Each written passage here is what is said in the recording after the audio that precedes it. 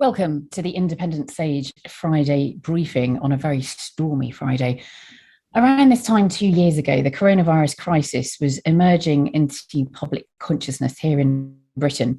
Though scientists had known about and warned about the disease weeks earlier, the press began to pay attention as reports emerged from other nations, especially Italy, of the public health threat.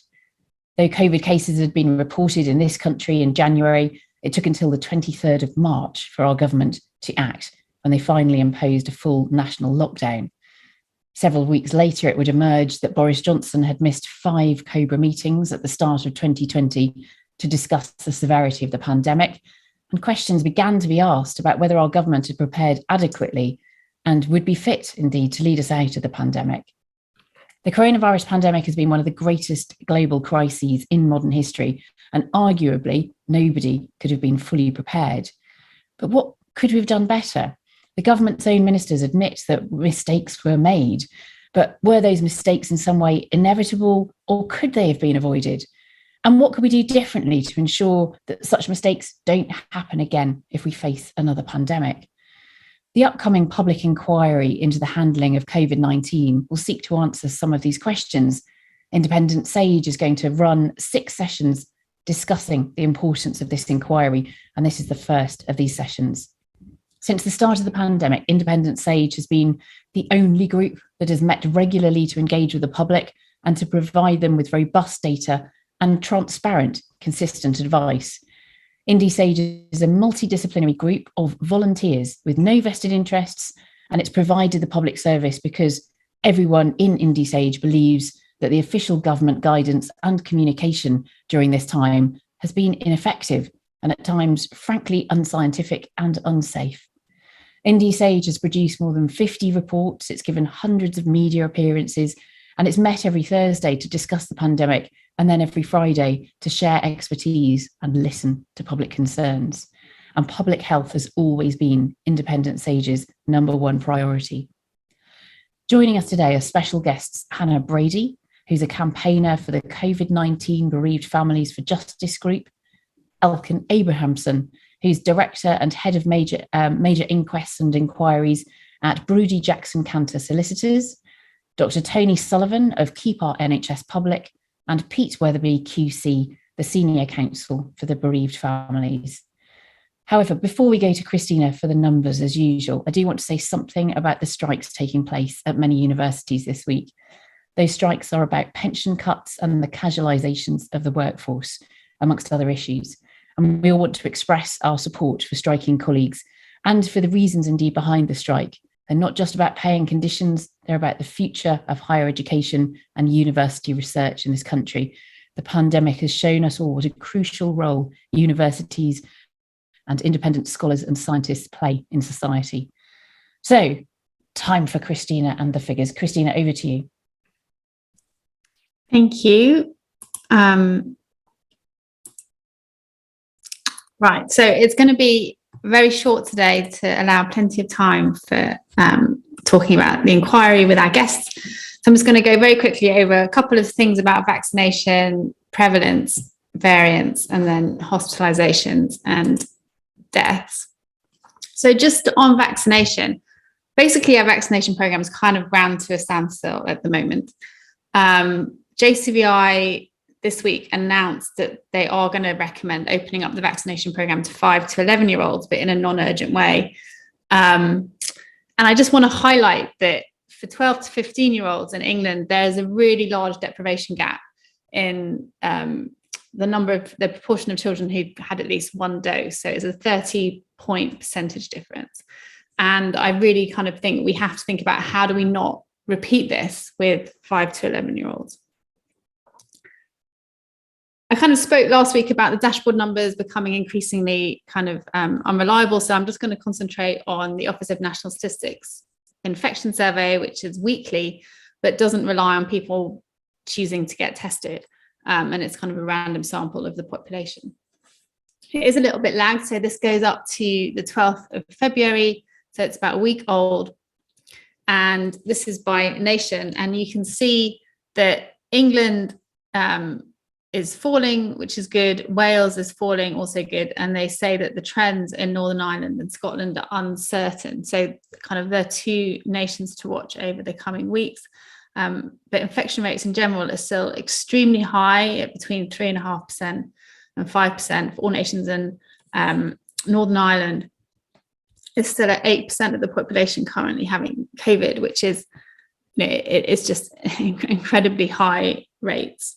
There's still a lot of COVID around. Just looking at ages for England, I just want to highlight that the good news is that now rates in children, this is primary school and this is secondary school, are now coming down. They're still very high, still the highest out of all age groups, but they are reducing. So that is really good news. I think half term will bring that down further. So hopefully the rest of term will be less disrupted than the first half of term. A quick update on the BA.2 Omicron variant that has kind of been growing. It's still growing. The most recent estimates from the COVID Genomics Consortium in the UK have it dominant now in Northern Ireland, and more than a fifth of sequence cases in Scotland and England, and also growing in Wales. So it is growing. It probably will become dominant in all of the nations. It is already dominant in Northern Ireland, and that could be contributing to why Northern Ireland is still seeing those higher case rates. UK Health Security Agency last week released a new technical document and a new risk assessment for this variant. And I'm just going to summarize what they're saying. So basically they're saying this is overall growth advantage. So it is outcompeting BA.1, which is kind of the first Omicron that we all got that arrived in December. This isn't just in the UK. This is pretty much in any country where you have both. BA.2 is outcompeting. So we're pretty sure that it does have a growth advantage.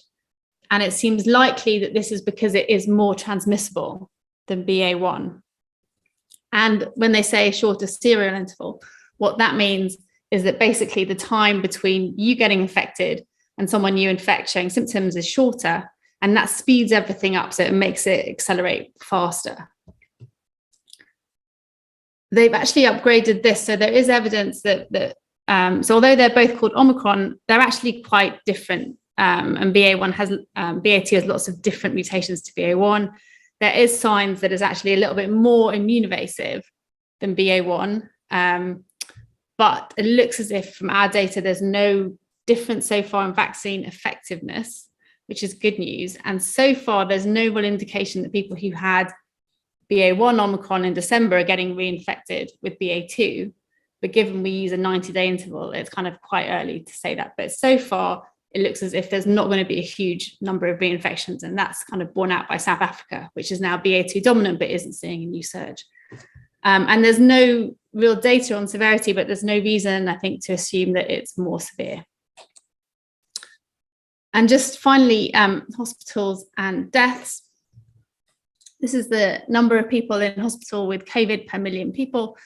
So in every nation, this is coming down. So that's good. There's a very slight hint that it's gone up in the last couple of days in Scotland, but I don't know if that's a real signal or not. And again, even though Northern Ireland has this really high prevalence and it does have the highest hospitalization rate, it is still coming down the number of people in hospitals. So that is good. And also, if we look at the number of deaths within 28 days of a positive test by date of death, we can see there was a clear peak in the Omicron wave, but that has now passed and deaths are now coming down again and averaging about 150 deaths a day at the moment, which is obviously lower than this, but it isn't nothing. So this is from the ONS Office of National Statistics. So this is the death registration. So this is if COVID is considered a contributing cause of your death. So this is definitely from and not with. This is the second wave a year ago from Alpha, and this is the recent Omicron wave. But still, in the first 4 weeks of this year, this goes up to 28th January, we've had over 5,000 deaths from COVID. And that compares to, this large, over a much longer time period of almost 90,000 deaths from Alpha. So yes, vaccines have made a massive difference. Previous infections made a big difference. And also the fact that Omicron is a little milder has made a big difference, but we're still seeing quite a few deaths. And actually, if you look at since we kind of dropped most restrictions in the middle of July, we've had over 23,000 deaths involving COVID as on the death certificate over both the Delta and Omicron waves. And this is a substantial number. That's over about half a year. If we look at flu statistics from 2018 and 2019, from death certificate cause of death, about 1,500 a year involve flu and only flu, and then somewhere between 25,000 and 30,000 involve flu and or pneumonia. Now, flu can cause pneumonia, and so a lot of those pneumonias are related to flu, but a lot of them are not. So this isn't just flu, this is also flu and other bacterial pneumonias caught differently. And so that's over a whole year. And so we've kind of seen a similar number dying from COVID in half a year. So we are still in a situation where we've got a serious new disease that is creating a serious burden, both on the health service and our population. So just to summarise, vaccination for 5 to 11-year-olds looks set to happen soon. So we do have to note the differences by deprivation and uptake for 12 to 15-year-olds. And how do we tackle this? And how do we make plans to tackle it now instead of me just pointing it out in about 6 months' time? ONS shows that the number of people with COVID is falling in England and Wales, but it's flat in Northern Ireland and Scotland. And so we really want to see it come down over the next few weeks. But we'll see, and we'll see a little bit what happens as BA2 becomes dominant in England, Wales and Scotland, which should probably be in the next 2 weeks, probably. The number of people in hospital is continuing to fall in all nations, which is good. And deaths are coming down, also good, but they are still high and much, much higher than we had in early summer last year. And just finally on Omicron, as I said, it is still increasing. It's dominant in Northern Ireland and likely to be dominant in Scotland soon, but there's no indication right now that it is more severe. And I will end there. Thank you very much for that, Professor Christina Pargle. And now we're going across to Professor Gabriel Scally, who's going to lead us in today's discussion. Gabriel. Thank you very much, Alice. Today we'll be talking inquiries, and as Alice mentioned earlier, we have 4 guests joining us. But a little bit about Independent Sage, perhaps, and inquiries, first of all. From its formation in the early months of the pandemic, Independent Sage has provided to the public and media an incisive, expert, and broadly based scientific analysis of COVID-19 and the UK government's response. Time and time again, at almost every stage of the pandemic, Independent Sage has challenged government inaction, its ineptitude, and the flawed approaches that have cost tens of thousands of lives. With momentum building around the forthcoming public inquiry, it's more important than ever to hear this strong, independent, and scientific voice. We wish to see a thorough inquiry, one that responds with grace and compassion to the concerns of those that have lost relatives, suffered terrible COVID illness, both acute and long-lasting, and seen their lives and livelihoods turned upside down. One that will identify the severe failings in the UK's handling of the pandemic. We also look to the inquiry to recommend the actions needed to ensure that we have a public health system, an NHS, and a social care system that will respond effectively to any such severe threats in the future. Of course, there has been already some probing into the actions of the government and others during the pandemic. At least 25 parliamentary committees have looked at aspects of the pandemic response and produced some highly critical reports. Also, as illustrated this week, the courts have reached judgments about the legality or otherwise of some of the actions that the government has taken. Civil society organisations have also conducted reviews.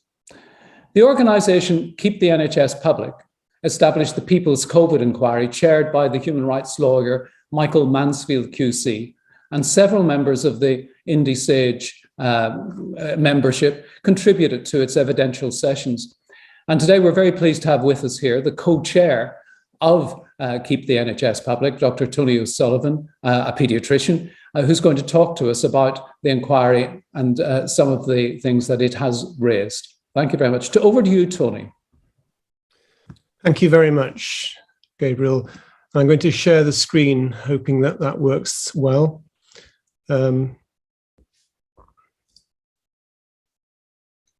And I hope everyone can see that. So thank you for inviting me. The inquiry a year ago was in the context of deaths passing 100,000. It was an outlier across the world, and the government was refusing the calls for a public inquiry led by the bereaved families. We called our inquiry Learn Lessons, Save Lives. And the aim was to give voice to the very people that were suffering the most, the citizens, the families, the frontline staff and civil society. And we wanted to listen to experts and indeed to follow the science in the way that it should be. And we wanted to find out what could and should have been done differently, and indeed to add support for an official public inquiry. And as Gabriel said, we have the benefit and the honour of Michael Mansfield QC and a great panel of experts. We had a wide range of evidence from 41 witnesses in order to meet those aims: public health, academic, research experts. The Bereaved Families for Justice were very generous in their time, and we had civil society representatives for pensioners, disabled people, undocumented people, of which there are 1 million, and frontline staff and unions. The inquiry published its report on the 1st of December, and there's a huge amount, a really large amount of evidence from all those fantastic witnesses on the website, plus the full report and video access to each session and individual summaries. So that is worth visiting. The final report found many, many findings and recommendations, too numerous to even mention here, but worth looking at. The overarching finding is the title of the report, Misconduct in Public Office. We thought carefully about the scope of the inquiry, and I think this is relevant for our discussion today. And we had 9 sessions, 3 broad themes: how well, in the pre-pandemic period, how well had the government left the fitness of the NHS, public health, and indeed society to meet an emergency such as this?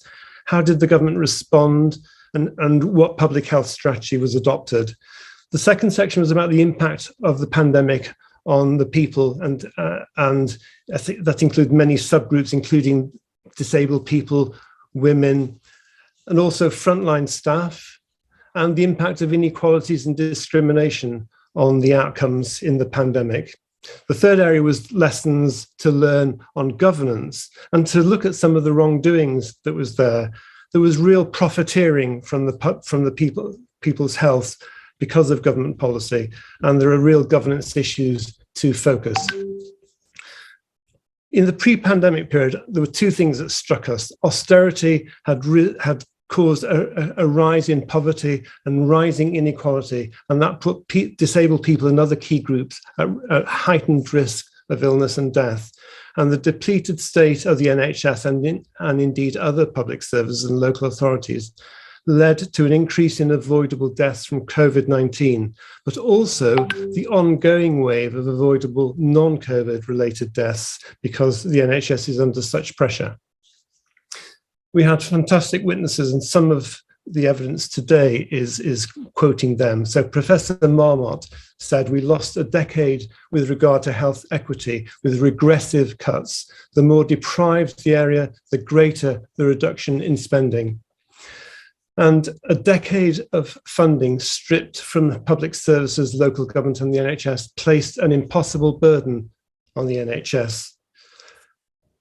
Professor Scally told us that there was a conscious running down of public health. If the system had been operating well and run by public health people, we would have coped much better. We have governments that have no interest in the public health of the population. Sorry. On the government response and public health management, there are so many issues that are so familiar to the people here, and IndieSage have been following them for over 18 months. So I'm really not going to list those to go through them, but there was a serious issue, an overarching concern that the public services and the expertise of public servants was bypassed by government without any justification, and that was disastrous.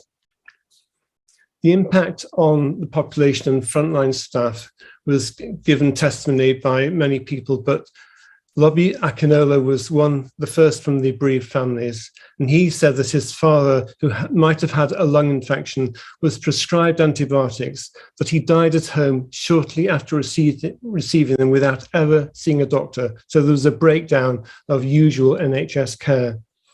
There was a neglect of elderly care homes and staff, and highlighted by Jan Short, the attitude of government, the lack of respect and value for older people's lives is shown starkly in this one act of arrogance, the discharge of people from hospital into care homes without a negative test. And the attitude to disabled people underpins the disastrous fact that 6 out of 10 people who died from COVID were disabled. Ellen Clifford told us that disabled people have been disproportionately affected, the overzealous limiting of access to intensive care treatment, and the abuse of do not resuscitate notices. We had very powerful testimony from frontline staff. NHS frontline staff in the beginning of the pandemic, and even now, had no PPE. So Michelle Dawson told us that porters on 0-hour contracts were still having to move infected bodies with no body bag, no mask, no gown. We saw colleagues dying. We were terrified we would be the next, and you just have to keep going. Staff told us about the conflict where their professional expertise and their clinical management duties told them what they should be doing, but they were unable to meet those demands because of the crisis of care in the NHS, and that was moral injury. Health and safety duties were ignored, and Raymond Aegis told us what the obligations were. An employer should take steps to protect their workers. People who take this burden of exposure to COVID by virtue of their work deserve that level of protection as a precondition and the right levels of personal protection as a fundamental right. Other frontline workers outside of health and care were also very badly affected. And we had a tube driver from the Victoria line talking about his conversations with London bus drivers who told him that they were just totally abandoned. The lack of any safety measures to protect the drivers was quite astonishing. The death toll was tragic. The third domain was about profiteering from people's health. And Sir David King gave a very powerful testimony when he appeared. In the middle of the biggest pandemic in over 100 years, government set up private companies with no healthcare experience to run, test and trace from scratch. I believe that was a disastrous decision. We heard during our inquiry that privatization policies had certainly cost lives. Privatization affected the pandemic before it even occurred because there was a privatization of procurement and there was a just-in-time policy that said that there was like a sort of commercial principle not to waste money. But this failed to provide PPE to the front line when the pandemic struck with disastrous consequences. Outsourcing prevented more successful, safer outcomes than the public sector would have done. Private hospitals were given billions of pounds for less work for the NHS than they were doing year on year pre-COVID. And private contracts gave unprecedented access to personal health data. And this is an ongoing concern. There were serious failures of governance. The Nolan principles on behaviour in public life were all breached, absolutely fundamentally. There was a lack of government honesty, which undermined public trust. There was secretive and, as we've heard, often unlawful contracting, and that allowed profiteering. There was a failure to protect the population. Health and safety regulations were breached, and there was very little monitoring and action on health and safety. And probably there was a breach of international health regulations also, because we heard from a lawyer in public law that states are under a duty to respond promptly and effectively to public health risks and emergencies of international concern. Our overarching conclusion is that change must happen now. It mustn't wait for the public inquiry. It must happen now. There are grounds for concern for criminal charges, for corporate manslaughter, where gross negligence has been manifest and led to death, and misconduct in public office, a common law offence where behaviour has been sufficient to abuse the public's trust. And we have referred our concerns to the Metropolitan Police. But finally, there are legal and moral accountability questions for the public inquiry to address. We believe our report has important recommendations and findings, and we will be attempting to make them available to the public inquiry. We believe that strong public services are the bedrock of a successful and a safer society. But inequalities must be now at the top of policy agenda across departments. Commercial interests, practices such as just in time, undermine the pandemic response. And for the public inquiry, the scope, the terms of reference, and witness selection are absolutely key to get to the truth. It must address what happened and why, and not just future plans for future pandemics. It must include accountability now, and that will allow us to correct lessons to be learned for the future. So thank you very much for listening. Thank you very much, Tony. Thank you for going through what was a lot of work in a very short time there. Are you optimistic for the public inquiry? Do you think there is a chance that it will do what you would like it to do? I think there's a huge public focus on it. I think Boris Johnson is under enormous pressure to avoid the truth coming out. Mm. The worry is that the timing of it will be after the next general election rather than before it. I have great faith in the determination of the COVID-19 Bereaved Families for Justice and the fantastic campaign that they've led, that will prevent the restricted scope. But the Prime Minister sets the scope and the terms of reference for this inquiry. The Baroness Hallett will apparently consult on what Boris Johnson gives her, but I'm not sure whether that consultation will be in public or not, and we need to make a fuss about that and campaign for it. I believe that the public inquiry has the capacity to get to the truth, but how quickly it will do will depend on forces, I think, campaigning forces, and the integrity of people like Independent Sage outside of the inquiry. And we hope to be involved by becoming a concerned party. Thanks very much, Tony. And your words about the important role of COVID-19 Bereaved Families for Justice brings us neatly on to COVID-19 Families for Justice in the person of Hannah Brady and Elkin Abramson and Peter Weatherby, who the latter two being the legal part of the legal team. Hannah, thank you very much for joining us. I, like Tony, I've been deeply impressed by what your organisation has managed to do, and I know Independent Sage was very happy to contribute to your excellent report, Learn Lessons, Save Lives, which was a great document setting out what you expected from the areas that you expected an inquiry to deal with, and was a great cooperative effort, including the BMA, Shelter, the TUC, Amnesty International, etc. It was a great. But on a more personal level, Hannah, can you tell us how COVID-19 has affected your family and has brought you into this role with the organisation? Yeah, as hard as it is to put into words, even 2 years after what happened to us. We lost our dad, Sean, in May 2020. He was a 55-year-old, really fit and healthy key worker who we believe caught COVID on the way to work. So he used public transport, and this was before the March 2020 lockdown, which came far too late for him and thousands of others. We waited at home in a lockdown, kept away from dad in hospital for 45 days. until we were let in to Wigan Intensive Care to watch him die at our own pace. We let his ventilator be turned down. Me and my sister held him, and as a family, we've been fundamentally changed against our will. We've changed as people. I will never forget having to watch my dad's lips go from pink to blue to white and be told by a nurse who was crying because she'd known Dad for 45 days, even though he was unconscious.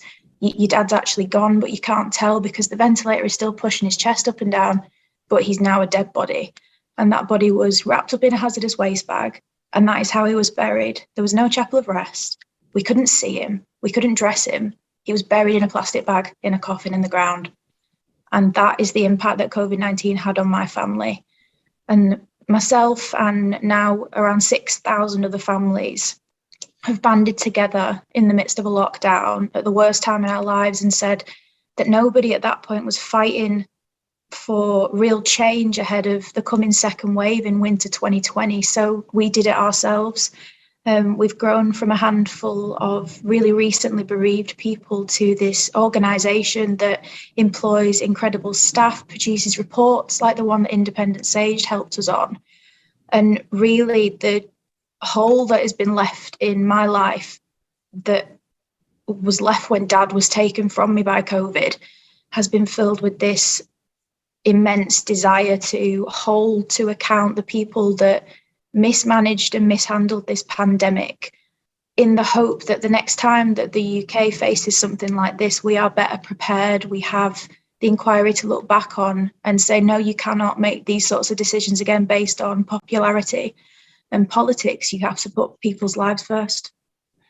And Hannah, you managed to have a meeting with in person with Boris Johnson, didn't you? It took a while for that to happen. And then it happened, I think, in the Downing Street Garden, which has become a famous place as well. And part of that fame was linked to your father as well, isn't it? That venue for your meeting. Tell us a bit about your meeting. It took a long time. It took over a year, isn't that right? Yeah, we first wrote to Boris Johnson in May 2020, and it took, I think, 8 ignored letters and 12 months for him to finally agree to meet with us.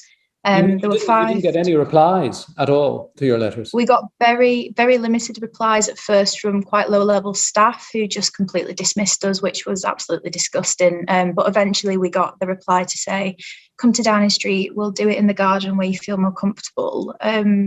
Now I realise that when I was telling my dad's story to Boris Johnson, he was sat in almost the same place where he was sat during these parties. He hosted one of the lockdown parties the day in May 2020 I was signing my dad's death certificate. And I think that, to me, sums up exactly Boris Johnson's attitude towards the pandemic and towards the bereaved. We were there to push him to name a chair for the COVID inquiry, to fix a term of reference, just to have some sort of action beyond just saying, yes, we'll have an inquiry to try and appease us. That wasn't enough for us. It would never have been enough. And now, even though we've got an excellent chair who seems incredibly proactive and incredibly willing to engage with families, we're still fighting an uphill battle to get things like terms of references fixed in the wake of Partygate, where the government and the Prime Minister seem to hide from the truth until it's leaked to the media. That can't be the case with things like evidence. That can't influence the terms of reference, but we're worried that it will. All extremely important. Do you personally, Hannah, have a view of the sort of things that you would like to see coming out of the inquiry, assuming we do get good terms of reference and a satisfactory conduct of the inquiry? What sort of things would you like to see coming out of the inquiry? I'd like to see recommendations that the public will remember forever, because this pandemic has affected not just the bereaved, but everyone in the country. I want to see these recommendations being implemented the next time something like COVID comes around, because it will come around. I want to see protection for care homes. I want to see protection for hospital patients who caught hospital-acquired COVID and died needlessly. I need to see protection for key workers like my dad. I need to see protection for frontline NHS staff, who are just being worn down over and over and over by successive governments. I also would like to see equal treatment of the devolved nations. We have a UK COVID inquiry announced. Thanks to the incredible work of our Scottish families, we have a Scottish inquiry announced. We can't leave Wales and Northern Ireland behind. I absolutely agree with that. There must be so many people out there, perhaps quite a lot of them listening to this webinar now, this seminar now, who've lost friends and relatives to COVID-19. How can they support your organisation, the COVID-19 Bereaved Families for Justice? Our first protocol would be our website. If you just Google COVID-19 Bereaved Families for Justice, we're quite active on Twitter, so we're COVID Justice UK. I think our biggest resource for bereaved families, if you have Facebook, we have a private Facebook group of over 6,000 members where we share photos of our loved ones stories, things that you're not comfortable putting on your own social media because you're worried about being trolled or being ignored. It is a completely safe community where there are links to things like counselling for bereavement, and also those crucial links to legal representation, hopefully pro bono once the inquiry starts, for the UK inquiry, for the Scottish inquiry, and for the hopefully soon to be announced Wales and Northern Ireland inquiries. Great, thank you very much for that. And I should add, there's also a donation button, isn't there? There, you don't have to take part in the organisation, but you can help support its work by donating.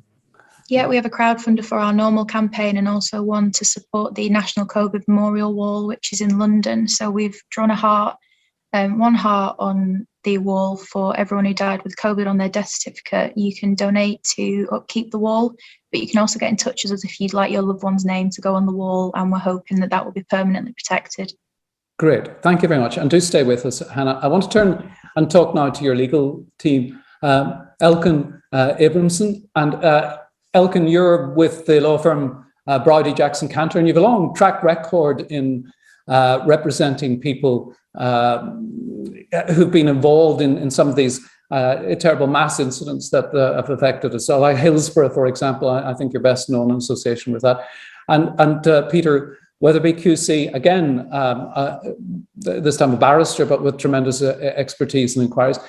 Can I start with you, Elkin, and ask, are you content with what you know about the arrangements for the inquiry so far? We haven't heard much about them. How do you think it's going? I think the most I can say is that the meetings we have had with the inquiry team, both the lawyers and the administrators, not yet with the judge, give some grounds for optimism. They seem to be listening to us, but until decisions are actually made and until we know, for instance, what the terms of reference turn out to be, it's a little bit too soon to be too optimistic. And that terms of reference issue seems to be quite an important one, isn't it? Now, I've written terms of reference for public inquiries. I've been involved in a lot of inquiries in my time and even conducted the own inquiry. And this seems to me a very unusual situation we're in because, what is your understanding of how these terms of reference are going to be put together and agreed and so on? Well, under the Act, the minister who sets up the inquiry has the responsibility for also drawing up the terms of reference. And in this case, it's the Prime Minister. He's doing that with consultation with the chair, who herself is consulting with the bereaved families and others. So there's a consultation process going on. We have submitted to the Prime Minister that given his involvement in the pandemic and also the fact that he's currently under police investigation, it will be inappropriate for him to amend or to significantly amend the terms of reference that come back from the chair following consultation. Now, we can't force him to abstain from the process, but we think the role he takes should be very little, if any. We've asked to see by the chair following consultation so that we can identify if the Prime Minister deviates from those terms in any particulars, and then we can challenge that. And I think the strength in numbers of the COVID bereaved group is what will ultimately, hopefully, pressurise the Prime Minister to agree to the terms of inquiry which we've proposed.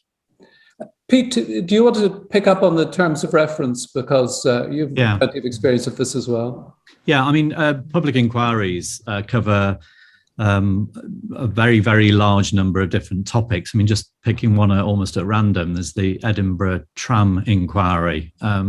So the law is drafted to cover any circumstance. So it's not usual that the minister who establishes the inquiry is so personally involved with the subject matter. And that's really the key to why Johnson shouldn't be the one to set the terms of reference, although the Act does say that the minister should do it.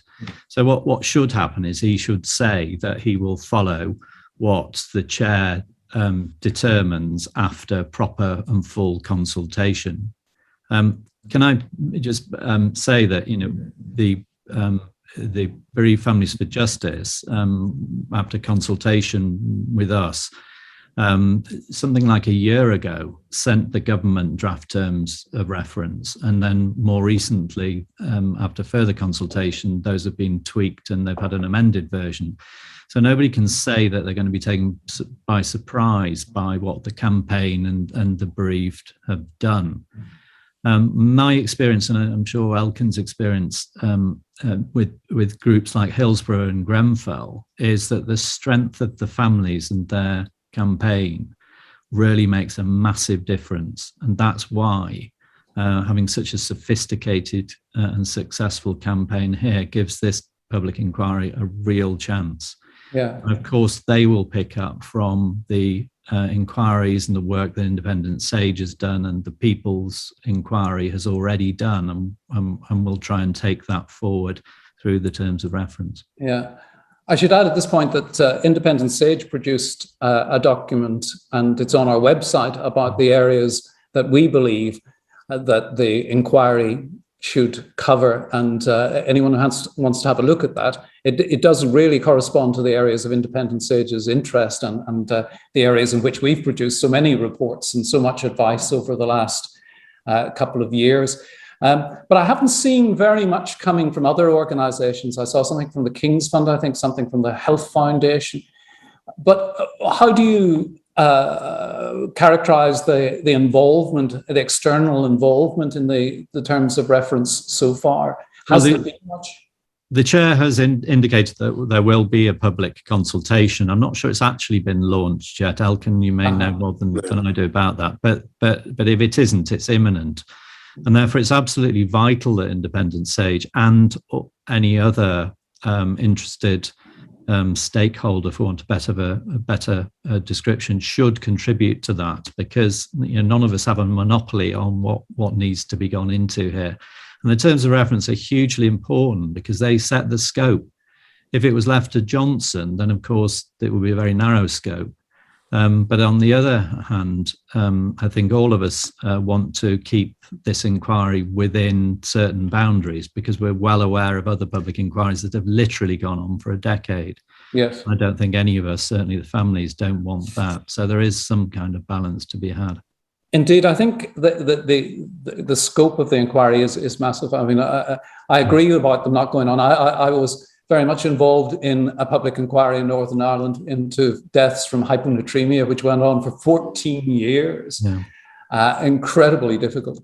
And we do need the answers to a lot of questions very, very soon. One of the things Hannah pointed out was that there is a Scottish inquiry and there's the UK-wide inquiry, but nothing from Wales and Northern Ireland. And that's despite the House of Commons Public Administration and Constitutional Affairs Committee saying quite early on that there should be 4 inquiries covering the UK. There should be a UK-wide inquiry, but Scotland, Wales and Northern Ireland should have their own. And I've noticed in the press in Northern Ireland that the families in Northern Ireland have called very publicly for that.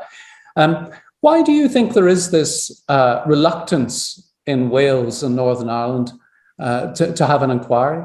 It's difficult to answer that question, because if they don't have their own independent inquiries, they risk the UK government blaming aspects of failures on the devolved administration. So one would think that it would be in their interests to set up inquiries.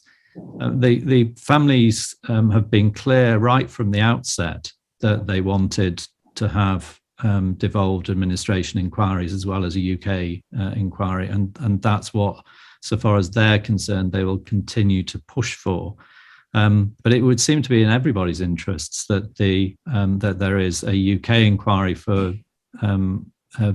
issues that are properly UK wide, but also devolved inquiries to deal with those which are localized to the devolved administrations. Yes. So it is difficult, but as you say, there's action from the Northern Irish families at the moment to try and push that, and the Welsh families are very proactive in that as well. And so we're working closely with a group of lawyers in each of the 4 areas.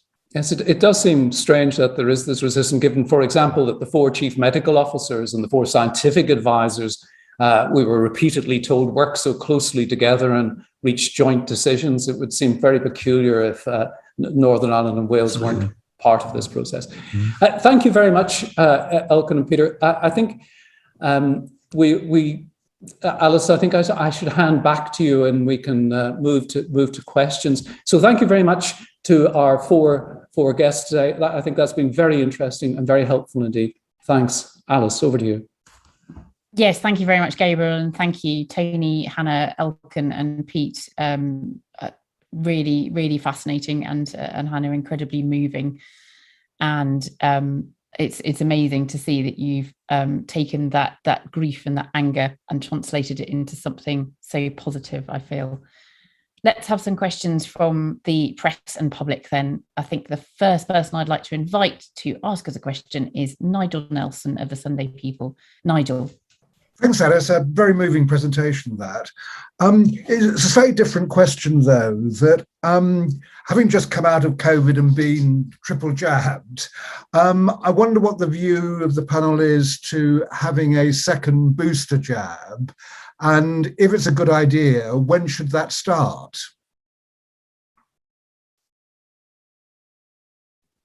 Thank you very much, Nigel.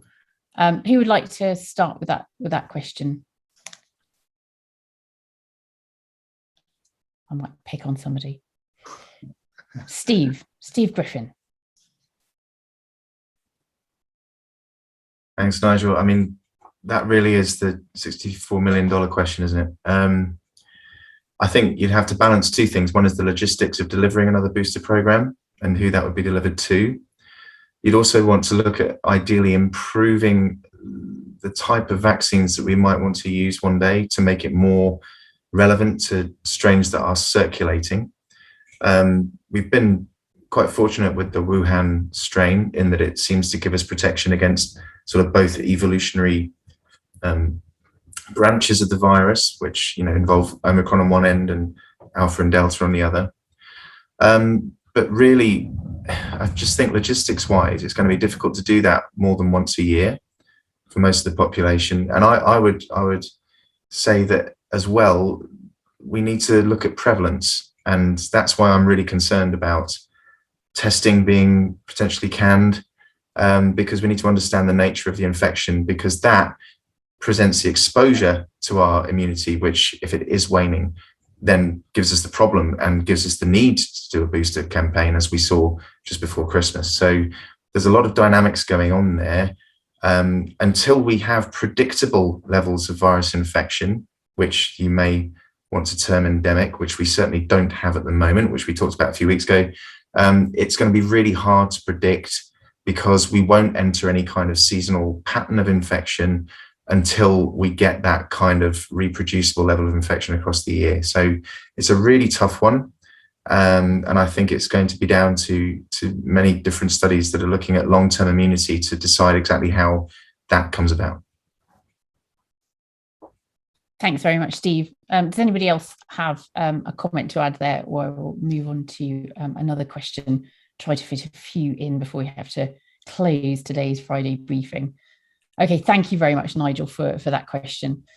Let's now invite Annie McLean. Annie McLean, have you got a question for the panel?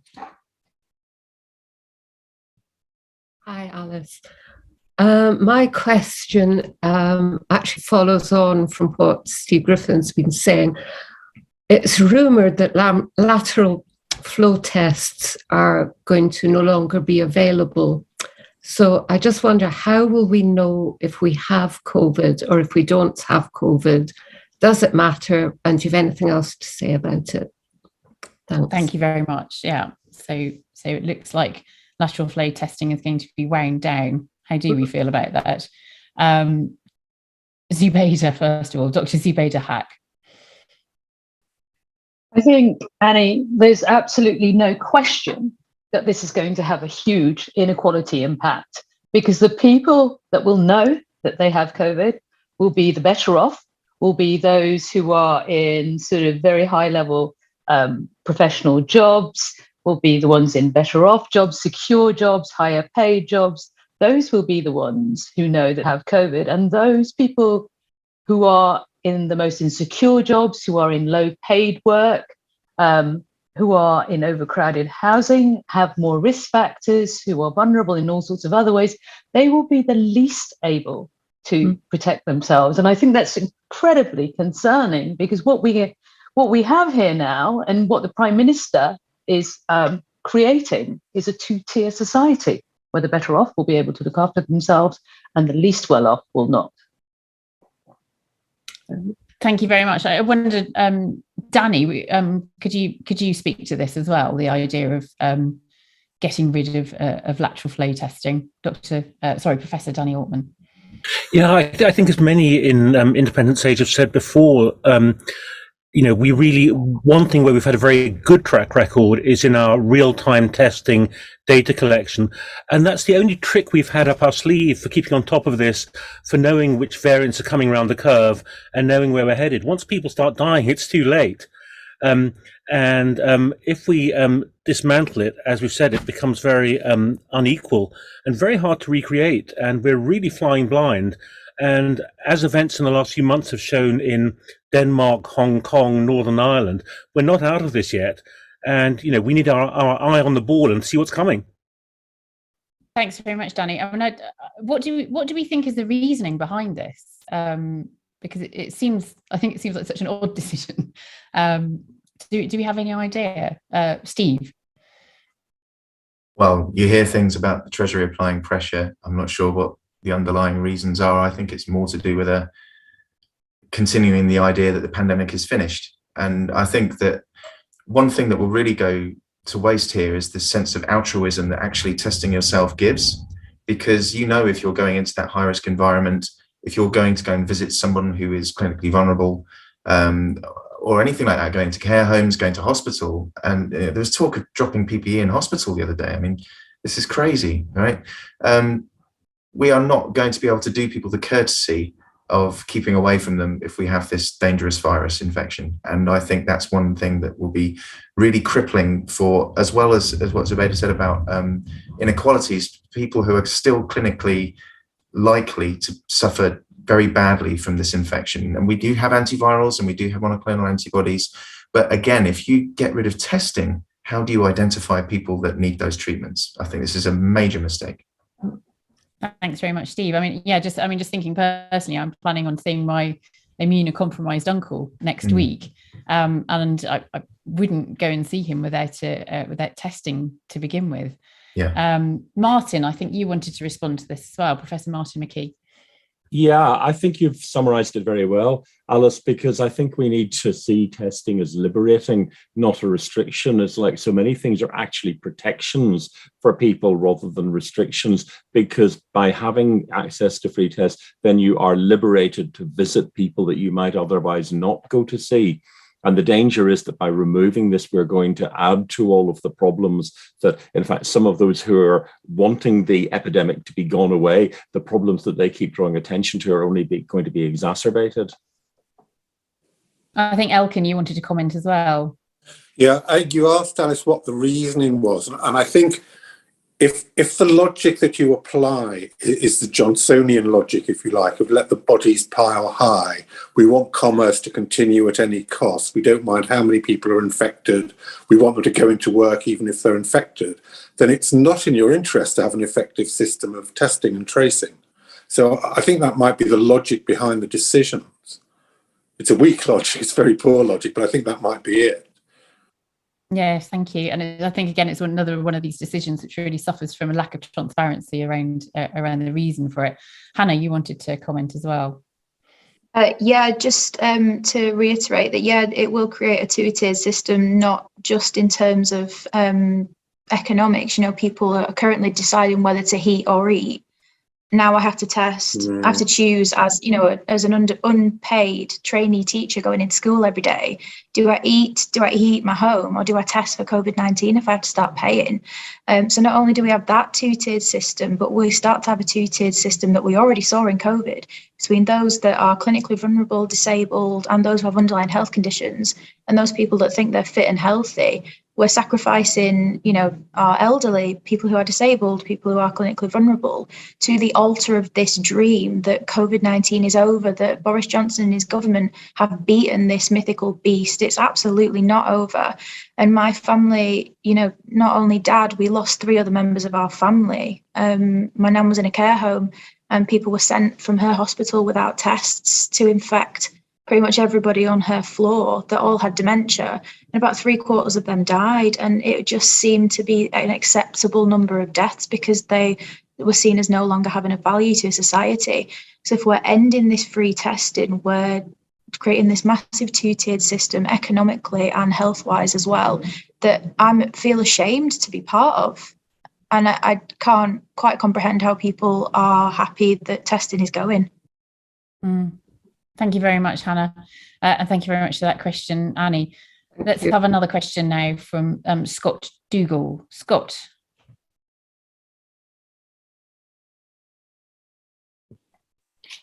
Hello. Thanks for... Hello. What's your question for the panel? Well, my question, I think, might have just been covered, but I'll say it anyway. Now that the government are disabling the testing infrastructure, are the numbers on the dashboard a fiction? And how are we to understand how risky the environment is if we can't trust this information? So, thank you very much, Scott. Who would like to take that? Dr. Helen Salisbury. I think this is a really, really difficult situation for us to be in, and I think we have to put pressure on the government to keep going with the ONS survey. There's so many reasons why we need it. People need to know how dangerous it is out there. Now, a lot of people are doing lateral flow tests and not reporting the results. So we don't even know from the tests that have been done how many are positive. There is the Zoe app that lots of people sign into, which gives us some idea of prevalence. But actually, we will be flying completely blind if we don't have the ONS survey. And it's going to be very, very difficult for people to know how safe it is out there. I just think that what we haven't heard at any stage is what scientific basis these decisions are being made on. No evidence has been given to us. There have been reports coming out of SPI-B, which is one of the SAGE subcommittees, which have said this looks really, really very worrying from our perspective, to paraphrase them. And we haven't heard anything from our chief medical officer or our chief scientific officer about what is behind these decisions. I think we need to keep the pressure up as much as we can in all sorts of fora for the availability of information about what's going on out there, because I really don't see how people can feel safe or keep themselves safe, particularly if they're vulnerable, if we don't have any idea of the extent of the pandemic, if we don't have access to tests to keep ourselves safe. But we really do need to know why these decisions have been made. We might have our suspicions, but would like to see some science. There's a kind of moral question, isn't there, about access to that data as well, given that data is part of the way that we protect ourselves. And it seems that there are moves to deny us access to the data by not publishing it, but even actually to stop collecting that data to begin with. And I wonder if I could ask our guests about the data that exists up until this point, actually, in the pandemic. How can we be assured that records are being preserved for the purposes of the inquiry across the public and private sector? And are any other countries setting up processes to ensure that is happening, and also to ensure that recommendations of the inquiry are implemented. I wonder if Pete, you might be able to answer that. Yeah, I mean, this is something that we, and in particular Elkin, in fact, has been engaging the government and now the inquiry on right from day one, because we've been very concerned that until an inquiry is officially set up, which in fact it hasn't legally been set up even now, until that point, it's much easier for the government or any official body to delete data. And the offences that are in the Inquiries Act don't kick in until that happens. So that has been something we've been batting on about right from the outset. The other thing is that through all of the public inquiries that I've been involved in, Elkin's been involved in, anybody else has been involved in, one of the key recurring problems is candour. After Hillsborough, the families called for a duty of candour. All of the bereaved families in every inquiry since, and anybody with any progressive interest in them has been doing that. And we must be absolutely crystal clear here that all of the official bodies, all the corporations, all the public servants should be under a clear public law duty to be candid, not to delete anything, and for full and proper disclosure to be made. And everyone can rest assured that the families are pushing very hard from that, and so their legal team. Yeah, I hope you're successful in creating that framework soon. Mm-hmm. I know, Christina, you wanted to say something about data and the dashboard. Yeah, just very quickly, though, I don't think the dashboard is particularly reliable now. I think we have to rely on the ONS infection survey, which I hope they will keep going with. And I think one of the things that's quite interesting about not having numbers that are public is that SAGE has now said, more than once, that they think part of the reason that we didn't see as many infections in the summer and this Christmas as we could have is because the public voluntarily restricted and some of their planned behaviours because they knew numbers were high. And so there's a kind of a self-regulating system, almost when you see lots of people being infected, you change what you do, particularly before Christmas that happened. And if we lose that ability, if we don't know what's happening, then we can't react. So, I mean, that's kind of another issue of actually not letting people know how bad things are. So that's all I wanted to say. I think Tony had his hand up. Yes, I've seen that Tony wants to say something as well. Tony. This may sound naive, but I just wonder if they do remove this data stream without explanation, whether we should actually put in FOIs to demand the explanation. But the whole thing about having a public inquiry that hasn't even started yet and is going off into the future, and then there's a vacuum of data from now on, if this goes through, there'll be more and more ability for the government to change the narrative. And of course, we're already far too late. I think it was Sweden had their first inquiry into their own response to COVID in the December of the very first year of COVID. So there was an ability to look at the data and look at where they'd gone wrong and to change their behavior. So I think there's a real risk of misuse of data. There's already things such as, for example, because people were isolating and they weren't dying from something else, for example, accidents, then the misuse of expected deaths, for example, has been elided by the not being able to focus on the numbers of deaths from COVID itself. And I think if that goes out the window, we are seriously going to be misled down the public inquiry route.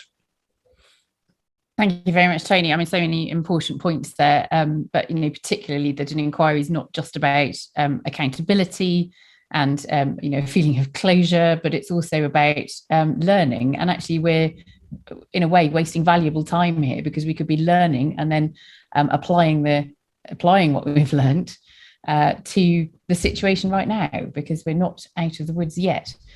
I want to just squeeze in a couple more questions. And this one has come in from Catkin on Twitter, who asks, why aren't Patrick Vallance or Chris Whitty publicly supporting the government's plans to withdraw COVID support, testing and other measures in the UK if it really is the safe option? So it's a great question. Why haven't we seen the Chief Medical Officer and the Chief Scientific Advisor in the last couple of weeks supporting these changes? That itself is a big change, isn't it? We've had a big announcement of new policy, a change in policy, and the CMO and CSA are nowhere to be seen. Why do we think that is? Who would like to answer that or try to answer that? Professor Susan Mickey. Thank you. Well, I can hazard a guess, and it may be that the gulf between what the evidence is saying and what the government is doing is now so great that they're not able to straddle the two. And I think this is a consequence of not being as independent as certainly previous chief scientific advisors have been. And I'm thinking of our founder chair, Sir David King, who was chief scientific advisor before, both with the Blair government and with the Brown government. And with both governments, got agreement that he would speak directly to the public, because that was the way he knew that the public would trust what he was saying, would realise that it's not politically slanted, and that therefore the public would take on board the science and the scientific advice and behave more accordingly.